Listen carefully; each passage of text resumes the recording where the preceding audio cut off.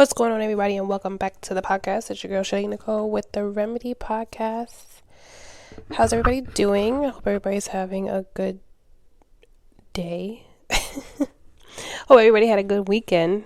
I don't know about y'all, but the pollen is trying to take me out. I sound like I have a cold, but I don't. I'm coughing like I have a cold, but I don't. It's literally the pollen, and the allergies are kicking my ass. So I am literally like hanging on by a thread, popping Benadryl like it's fucking Skittles. But nonetheless, tonight's episode is about toxic work environments. And the reason why I decided to make this episode is because, and I was talking about it on the live on Saturday. I know I was supposed to go on live on Wednesday. I didn't. I said I didn't do Thursday. I was supposed to do Friday. I was not feeling good. Mother Nature was Mother Naturing. But nonetheless, I did it on Saturday, and on the live, it was kind of dry. It wasn't too many people on it. But for the few people that were there, we were talking about toxic work environments, and we were talking about how people are just very disrespectful to their coworkers and the people that they are under or over or above. Wherever you lie in that category, I am talking to you. For whatever reason, it seems like, and this is not just my job, so I don't want people to think that I'm specifically talking about my job. I'm talking about other people, like I said, that were in the live that did comment. Other stories that I've heard from my friends who work at different companies, people who are in different fields, in the tech fields, in the medical fields, in who are police officers, who are, I have a friend who's a firefighter, just anywhere basically, and most of them being men of color, and women of color, and the nonsense that we see on a daily basis from our own people. Nonetheless, granted, we see it from other races. Granted, we have it from other races. I'm not saying that makes it better, but regardless of whatever field you're in, corporate, medical, tech, law enforcement, security, anything of the sort, right? It just feels like these work environments are trash. They're shit. And on top of them being trash and them being shit, they're also not paying you enough.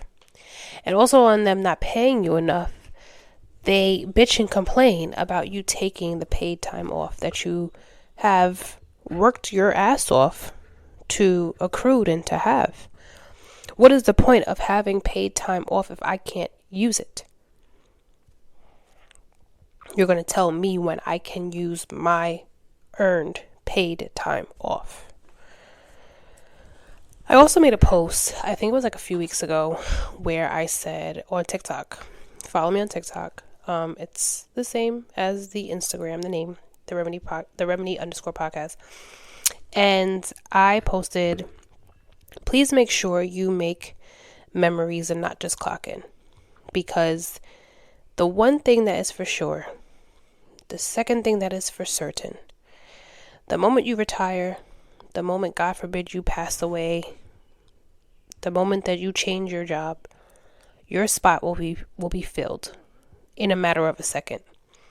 Whether that's with another human or with technology, because the world is going in a whole technical AI, iRobot type of thing. And I will not be surprised if a lot of these jobs are robot based later on in the future. Nonetheless, take your time off. I have coworkers, even friends, who have over 150, 200 hours of PTO. And they're always telling me, oh, I don't want to call out. Oh, I can't call out. Oh my God, but what if I call out? Are you okay? Are you okay? You have enough time to call out for 2 weeks, if not more. What are you worried about? If you're not feeling okay, call out. If you need a mental health day, especially for what is going on right now in this world, take the time off. I don't want to hear it. You want to stay in, I don't care if it's for you to just stay in bed, watch movies, binge watch a show or watch movies and eat your favorite fucking ice cream. Do it. You deserve it. You don't want to get up because you just want to be a bum for a day. Be a bum in your nice, comfortable, God-sent bed or living room, couch, wherever, your favorite chair, your favorite beanbag if you have a beanbag. Favorite spot on the floor if you like to lay on the floor. Pour yourself up a nice glass of whatever it is you like to drink and do so.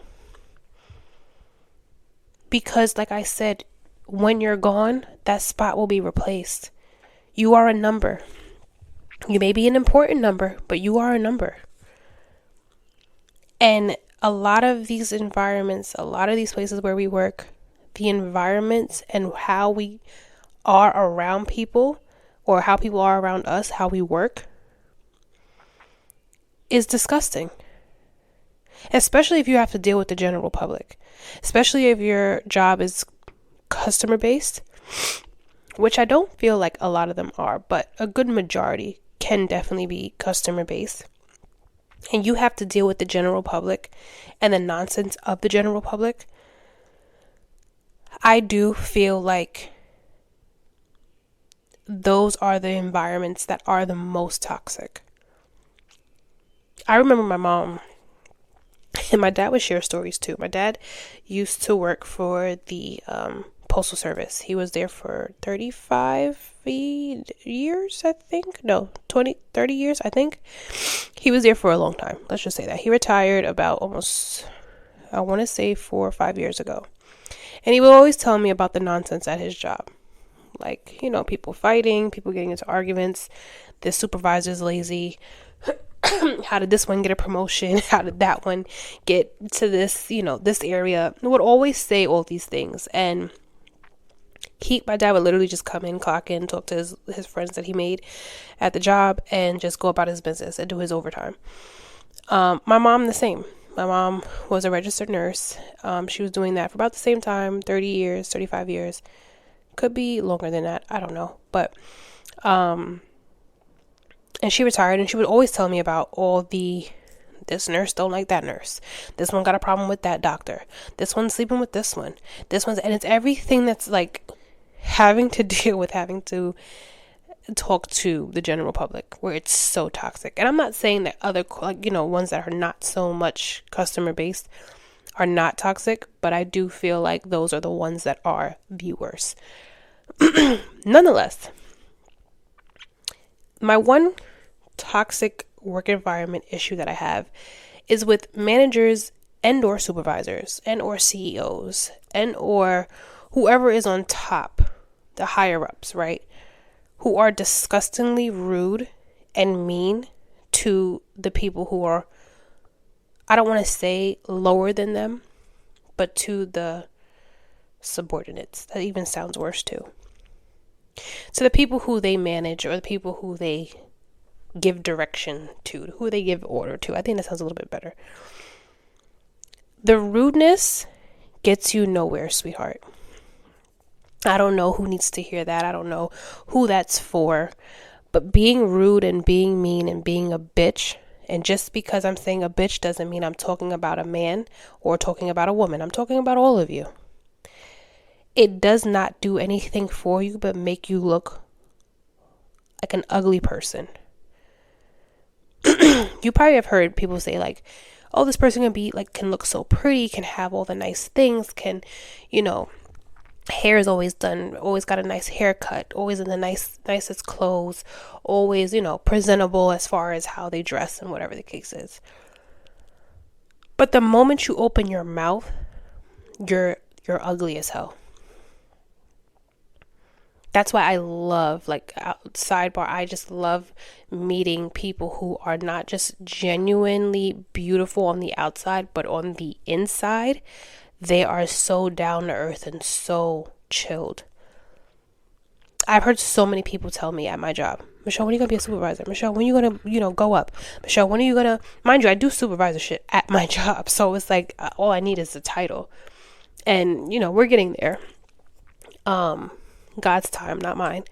But people have asked me nonstop, like, you would be such a great supervisor. Supervisors have said that. You would be such a great supervisor. Not only because you do your job, but because people confide in you, people talk to you, people listen to you. I don't need to be a bitch in order to get someone to do something that I need them to do when I'm at work. I can literally talk to them like this. Hey, can you do me a favor and do this and that and the third? And it gets done. Now, do I have to probably raise an octave and go up a little bit in my tone if someone tries to play or take my kindness for weakness? Yes. Have I had to do it? Yes. And they learned quickly, like, oh, okay, maybe I shouldn't do that. Right. Because when I'm constantly fair, I'm constantly nice, I'm constantly understanding, I get it. Especially the toll that the job takes on our bodies. And not only our bodies, but our health as well. So I understand it. But you play in my face one time, that's the last time you're going to play in my face. But I don't have to scream. I don't have to be rude. I don't have to be disrespectful. And I feel like a lot of people who are at the top forget that they were once at the bottom. And I get it. With a new title, with a promotion, comes more responsibility. I understand that all the way. And I do understand that there is a level of seriousness that you do have to portray. I get that. But that has nothing to do with your attitude. Because if this is how you are at work, you're probably like this outside of work. So what would make me want to talk to you at work or at the job or outside of the job? I wouldn't want to do that at all. Be mindful of how you speak to people when you want something done. Especially for those of you who are looking to get into a promoted job or like go up in your ranks. You get more by being a nice person. You get more by being someone that somebody can confide in. All of this extra need to show out, flex your shoulders, flex your this, like, relax. Because 10 times out of 10, when you outside of work, you're not like that. And if you are, God bless. Another problem that I see with toxic work environments, sharing personal information with other people. So if I have, and again, people come to me, again, at my job. People come to me and they speak to me about certain things. Not everybody. I'm not going to sit here and say like I'm the therapist of my job. No. But people have come to me and expressed how they're feeling and what's going on with them. And sometimes ask for advice. And sometimes I'll give it, or just sometimes I'll just listen and, tell them, everything will be okay, or whatever the case may be. I don't see in my body, for my reasoning, to speak on anybody else's business that they chose to confide in me to anybody else. If you come to me telling me that there's something going on in your house, you don't know where to go, you feel lost, you feel defeated, you feel whatever is happening with you personally, right? It could be your marriage, your boyfriend, your girlfriend, whatever. Why am I going out of my way to speak to another coworker about what it is you just told me 5 minutes ago?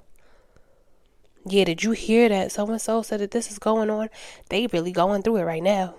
They got all this shit going on. She done said, he done said, and then he done told me this, and she done told me. Why am I spreading other people's business?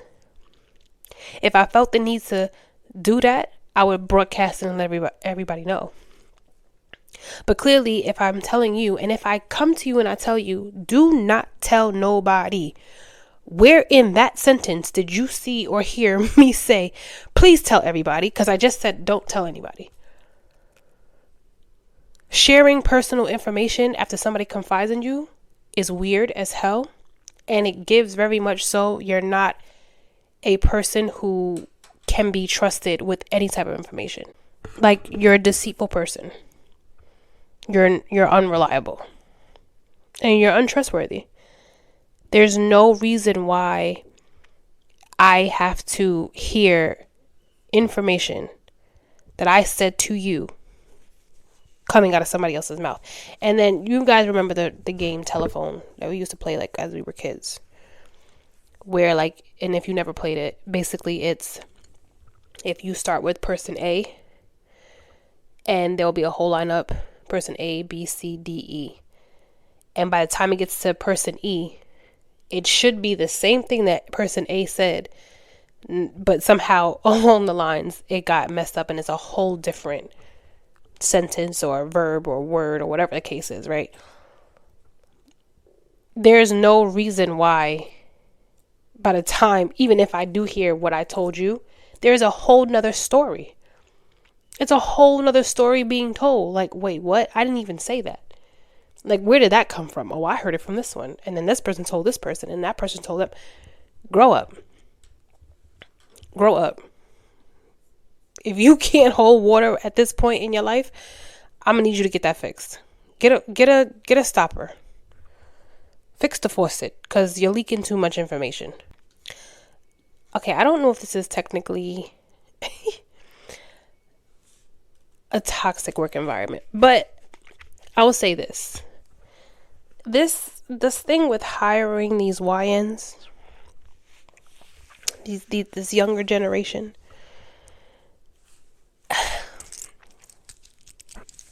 I'm going to just say this. I applaud the younger generation for their respect, the respect that they have for themselves, knowing that the amount of work that they're about to put in. And not saying all of y'all put in the same amount of work, because let's be for real. But the amount of work they know that they're about to put in, but also the amount of money that they know that these companies can afford to give their employees and they choose not to. And a lot of this, I think we can thank TikTok and we can thank Instagram and people making videos and people who have left companies, revealing information about companies and whatever. But, and just, I guess, also just knowing that these big corporations have the money to give, but they just choose not to and keep them to themselves. A lot of the younger generation who has joined the workforce, very much so, have said, fuck no, and have said, yeah, I'm going to either become an entrepreneur, I'm going to start, streaming, making YouTube content, doing podcasting, whatever the case may be. And they're standing on it and they're making the money that they're making. But for those who maybe that's not their drive and that's just not what they want to do, or they still haven't figured it out, a lot of the companies are now hiring this new generation.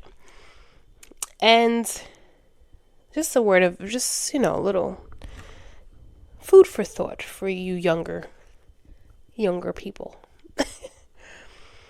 Y'all do know that you have to clock in. You do know you have to come and be on time. You do know that you do have to take into consideration that you're working for a company that has rules, that have other employees. You're not the only one. And if you don't like to take orders and you don't like to be told what to do, then yes, working for someone is not your stilo. It's something that you should not be doing. From what I've seen, a lot of YNs, a lot of this younger generation, they do a lot of talking back. Now, granted, I'm not saying take disrespect. Not saying that at all. Do not take no disrespect from nobody. But if you're being told to do something by someone who is higher than you, or somebody who is just a peer of yours and a coworker of yours, and they've been here longer than you and they're just trying to show you the ropes and tell you what it is you need to do, stop being so damn combative. Shut up and just listen to what it is that they're saying. Why y'all always got something to say? Why? Just take what it is I'm saying to you.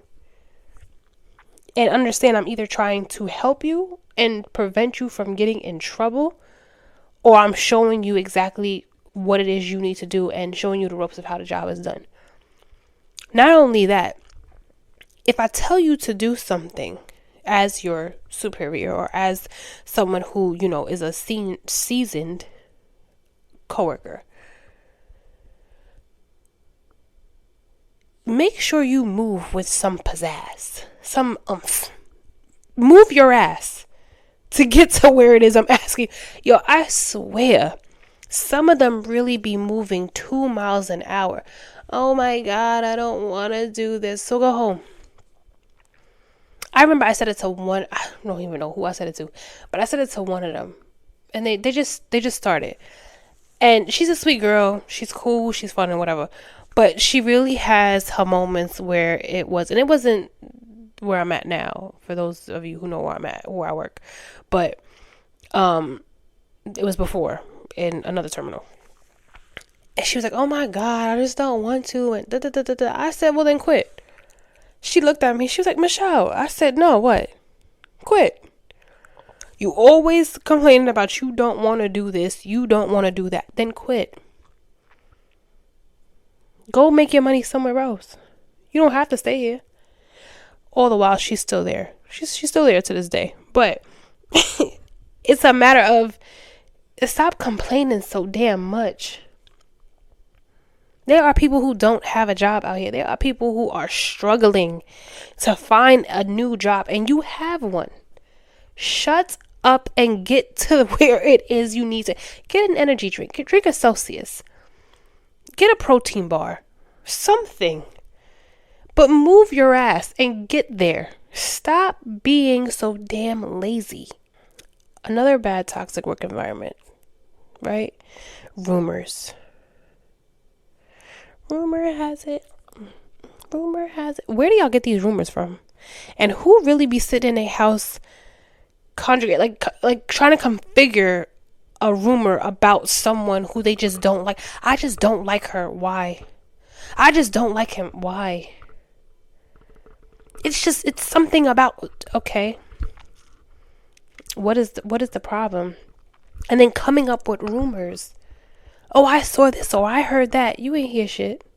You ain't see nothing. I really be playing dumb to stuff when people say that. I heard this and that, and it's like, oh yeah? I didn't know. Oh, that was said? Oh, okay. Now, I'm not gonna lie. Sometimes I have to get it out. I think I made a post, I want to say it was sometime last month, and I was like, being the topic of conversation when I'm not even there is real pressure. Because why are we still, why is anybody talking about me and I'm not even there, and I don't even talk to none of y'all? That's funny to me. How is it that you could talk about someone who's not there, who doesn't speak to anybody in said vicinity, but somehow, some way, your name gets brought up?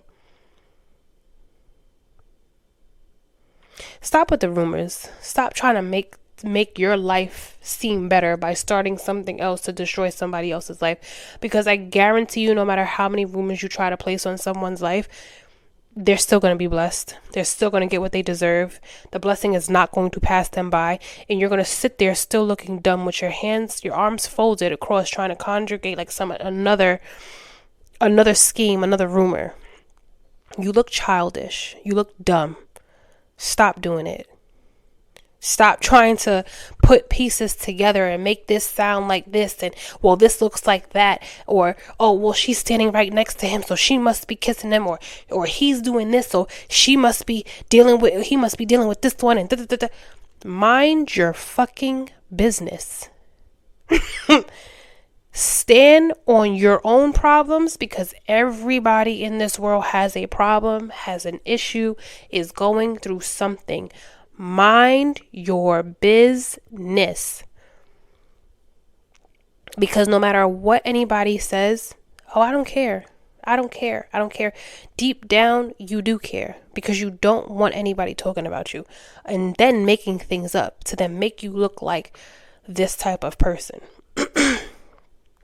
It's a form of bullying. It's a form of bullying. You're a bully, and you get off on shit like that. And that's weird. Stop with the rumors. Grow up, find you some business, and take care of it. Now, I know I talked about the YNs and the younger generation, but can we please talk about auntie and uncle that gotta retire? Because listen, I know, again, I get it. Times is hard. Everyone's still working till they 80. They pushing. They're pushing their walkers as they're coming to clock in. I understand. I get it. And not everybody has the means or the ability to retire by a certain age. But maybe this means you need something that's a little bit more slow paced. Maybe something that you can do from home that works better for you as a person who has probably been working for, I'm not trying to even be disrespectful when I say this, who has been working for 50 years. Because there are people that have actually never stopped working, and they're in like their 70s and 80s and have been working since they were teenagers. But it's like, you have to go where you fit in. And if the work environment no longer is conducive for your condition and your age and your stamina, then maybe it's time to let it go and find something else. And then, there's also things where people are saying, like, and again, I understand, especially with how everything is up in the air about Social Security being cut off and food stamps and all these other things that a lot of elderly people and a lot of people who have probably went over their retirement need and a necessity. People are scared now after leaving their job. They don't know if they should or they shouldn't, or who have left and again, are panicking. But there are things that I feel like after you have done your work, your services in a more high-paced, high-volume job that you can go to. I'm not sure of it. Matter of fact, look, I'm going to look some up. We're just going to find some. Okay, I'm literally looking it up. Okay, so you can have customer service representative. A lot of those are at home. You just call in. A lot of companies have that. You could do virtual assistant, right? They say school bus driver, but I don't know about that.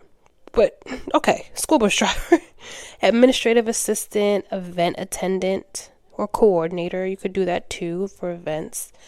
You could be a greeter. You could be an usher at church. I don't know. Do they pay ushers? They have to pay ushers at church. Do they? I don't know. Maybe they don't. If you like to take pictures, you could be a photographer. You could be a translator, a youth care specialist, even a babysitter. They do say that, babysitting babies, if you're over a certain age, keeps you young. You could do that too. Senior helpers. You could help out another senior citizen who can't physically move or has challenges moving, and be their best friend. A buddy pal. They say that. See, look, a buddy pal, senior helper, buddy pal. You could be a housekeeper. Now, I don't know if you want to be scrubbing nobody damn floors at the age that you're at, but again, to each his own. Make your money how you got to make it.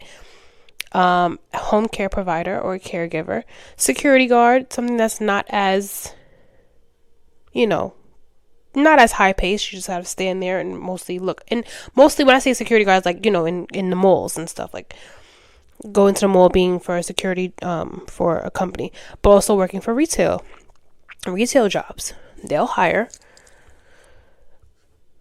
senior citizens and those who have going from a more high volume workplace to a lower volume workplace. Just options. You know what I mean? Sometimes, guys, you have to just hang it up and just know that if the job is a lot and you're on your feet a lot and it's wearing and tearing on your body, it's time to let it go. And the last one that I think is a rippling toxic environment is giving your best friend or your friend a promotion, an incentive, a bonus, just because they're your best friend. And I'm talking about people who are in higher up positions, giving people promotions who don't deserve it. I'm going to play out a scenario right now, right? So let's say you're at the top. You're a big boss. You're a big honcho. You're a big meech, right? You up there. And you have a friend who is coming into the workforce, right? And granted, they may have to go through the steps. They may have to go through, whatever, get their feet wet, as they say, get their feet wet. But and then you see that, okay, promotions are starting. They're opening up certain, areas in the job where you could become an executive at a administrative, that, like a bunch of shit, like, right? Just going to the next step of your job, whatever the next step may be when it comes to your job. But this said person who is your friend who just came to the job doesn't know how to count to 100. This person doesn't know the difference between their THEIR and their THERE, and they are THEY apostrophe RE.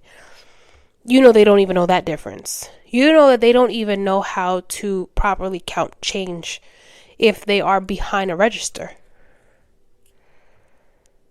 But you're still going to you're steady giving this person, and you're 100% 10 toes down that this person is going to become either a partner, be right there up with you, or be a little bit right underneath you.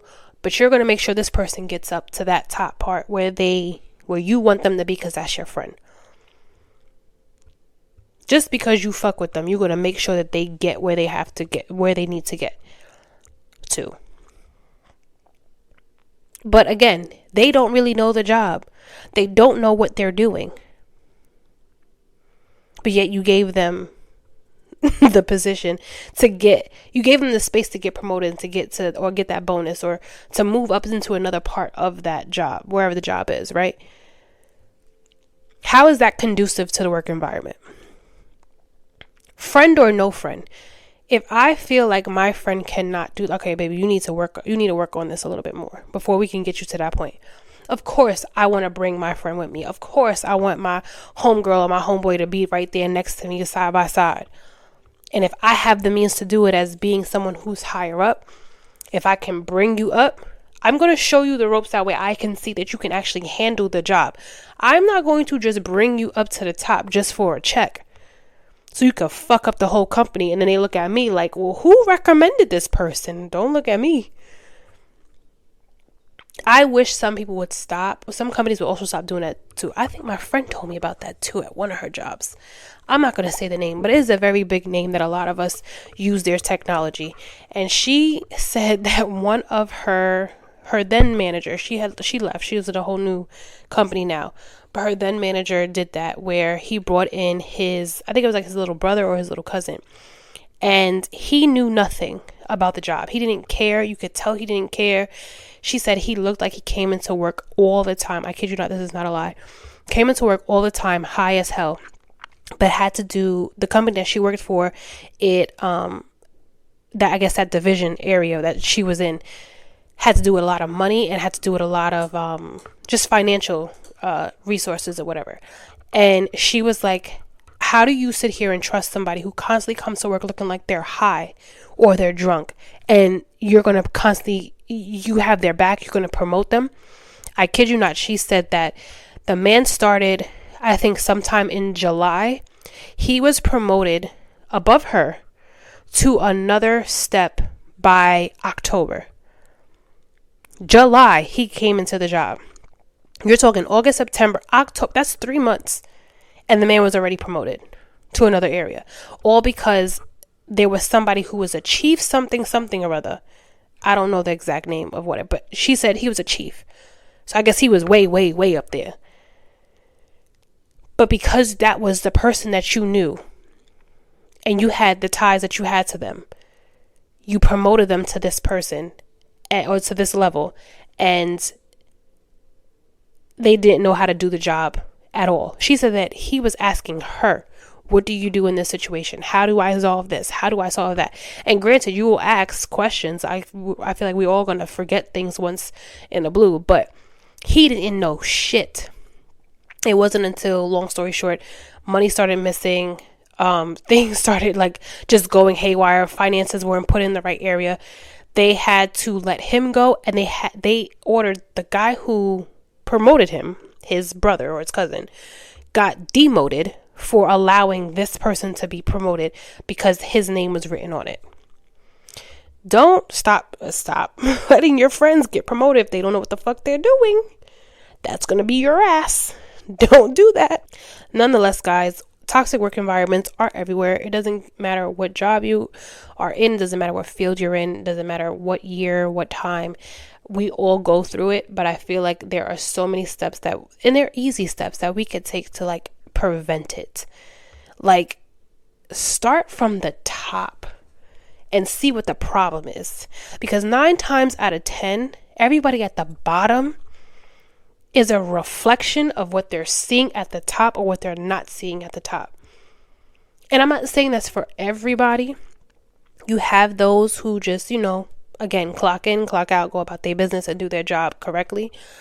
But I feel like if you are in that space at the top to see how the environment is getting bad and see how you can change it. Also, mind your business. Stop talking about everybody.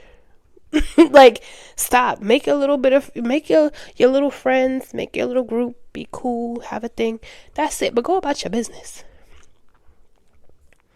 You young generational people, understand this is work. This is a working environment. You do have to take orders. Stop being so combative. Stop talking back all the time. Shut up.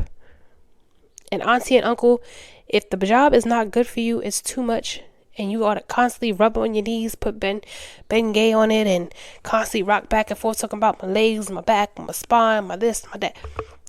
Give it up, baby. You did your time. We thank you for your service. Time to go. You got to get out. But I love you guys for listening. I hope you guys have a great night. Make sure you guys tune in this week. I think I'm going to do it Thursday night. I think I'm going to do Thursday night. 6 p.m. Tune into the live. We are going to talk about making her a single mother. Yeah, this is going to be a good live. I see it. I see it coming. I love you guys for listening. Make sure you guys like, subscribe, and share. Make sure you share the podcast with everybody. Whatever happened today, hold it down. Do not bring it into tomorrow.